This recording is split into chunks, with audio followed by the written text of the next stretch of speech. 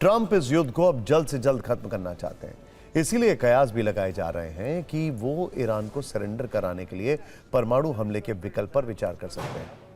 Trump भविष्य में क्या फैसला लेंगे देखने वाली बात होगी, लेकिन आज उन्होंने क्या कहा, उनके युद्ध मंत्री ने ईरान से जंग पर क्या नया बयान दिया, दोनों की बातों में युद्ध में फंस जाने जैसी उलझन क्यों दिखी, आपको ये बताते हैं। ट्रंप ने कहा कि ईरान में हमने मुश्किल काम पूरा कर दिया। पीट हेगसेथ ने कहा कि हम युद्ध जीतने के बहुत करीब हैं। ईरान अगर समझदार है तो समझौता कर ले। ट्रंप ने कहा कि ईरान पूरी तरह से तबाह हो चुका है। पीट हेगसेथ ने कहा कि युद्ध लंबा खींचने की हमारी योजना नहीं है। ट्रंप ईरान से समझौता करने को तैयार है। ट्रंप ने कहा कि ईरान से युद्ध में फ्रांस ने कोई मदद नहीं की। फ्रांस की इस बात को अमेरिका याद रखेगा। तो पीट हेगसेथ ने कहा कि रूस, चीन जैसे हमारे विरोधी ईरान को खुफिया जानकारी दे रहे हैं और नेटो गठबंधन किसी काम का नहीं है। ट्रंप ने कहा अमेरिका अब किसी की मदद नहीं करेगा। जिन देशों को तेल चाहिए वो होमुस जाएं और तेल हासिल कर लें। पीट हेगसेथ ने कहा कि जरूरत के समय नेटो साथ देने को तैयार नहीं है। तो अमेरिका एक तरफ इस युद्ध से अब बाहर निकलना चाहता है, तो दूसरी तरफ खाड़ी में मित्र देश ये प्रेशर बना रहे हैं कि अमेरिका ईरान पर तब तक हमला करे जब तक वो पूरी तरह बर्बाद ना हो जाए। इसके पीछे एक रीजन है। खाड़ी देशों को अब यह लगता है कि इस बार इस जंग को अंजाम तक पहुंचाया जाए, क्योंकि क्या पता अगले 6 महीने में फिर से बम्बार्डमेंट हो, फिर से उनका इकोसिस्टम खराब हो। यह एक बहुत बड़ा स्कूल ऑफ थॉट है। इसी को मैं आगे बढ़ाता हूं। एसोसिएटेड प्रेस की रिपोर्ट के मुताबिक सऊदी अरब और यूएई, अमेरिका के खाड़ी सहयोगियों ने राष्ट्रपति डोनाल्ड ट्रंप से ईरान के खिलाफ सैन्य अभियान जारी रखने को कहा है। सऊदी और यूएई जैसे देश ईरान की सैन्य ताकत को पूरी तरह खत्म कर देना चाहते हैं। इसके लिए वो ट्रंप पर दबाव बना रहे हैं। इस बीच अमेरिका ने भी संकेत दे दिया है कि लड़ाई सिर्फ उसकी नहीं है, ये सब अरब सहयोगियों की सुरक्षा के लिए हो रहा है। इसीलिए युद्ध का बिल यानी खर्च वो नहीं उठाना होगा। ट्रंप की पैसे वाली इस चाहत को ठीक से समझने के लिए हमने कटाक्ष वाला एक ग्राफिक्स तैयार किया है, जो कि ट्रंप के इस युद्ध बिल पर आधारित है। इसे भी आपको देखना चाहिए।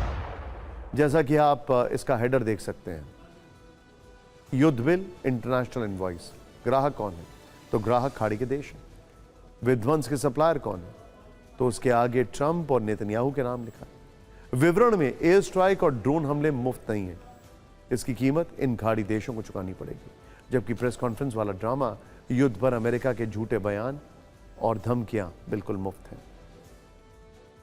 लेकिन पहले बात करेंगे ईरान के पड़ोसी देशों के उस प्लान की जो ईरान की बर्बादी के लिए तैयार किया गया है। रिपोर्ट के मुताबिक इस प्लान में सऊदी अरब, यूएई और बहरीन जैसे देश शामिल हैं। इन देशों का मानना है कि अभी युद्ध रोकना गलत फैसला होगा, क्योंकि 1 महीने की बमबारी के बाद भी ईरान पूरी तरह कमजोर नहीं हुआ है।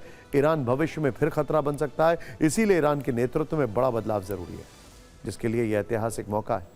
हालांकि कतर और ओमान जैसे पड़ोसी ये चाहते हैं कि कूटनीतिक तरीके से बात हो और बातचीत से समाधान निकाला जाए।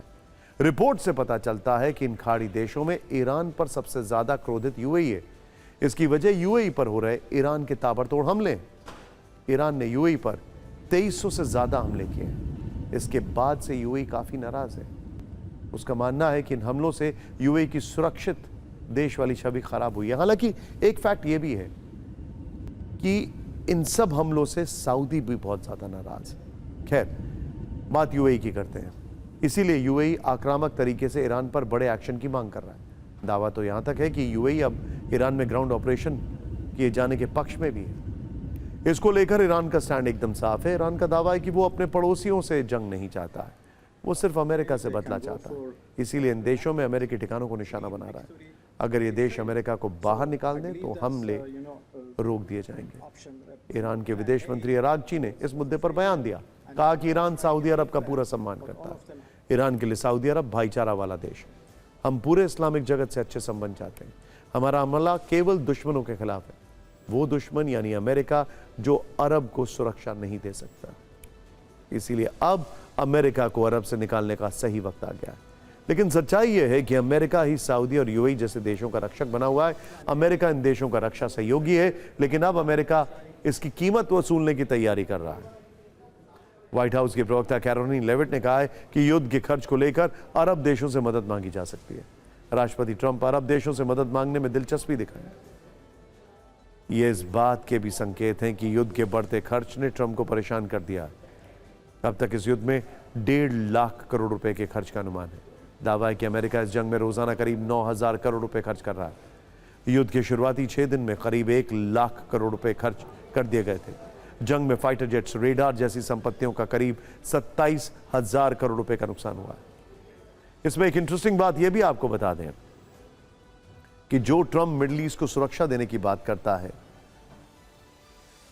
जो अमेरिका मिडिल ईस्ट को सुरक्षा देने की बात करता है, स्टैंड करेक्टेड, वही अमेरिका सबसे पहले मिडिल ईस्ट के अपने बेसिस छोड़ रहा है।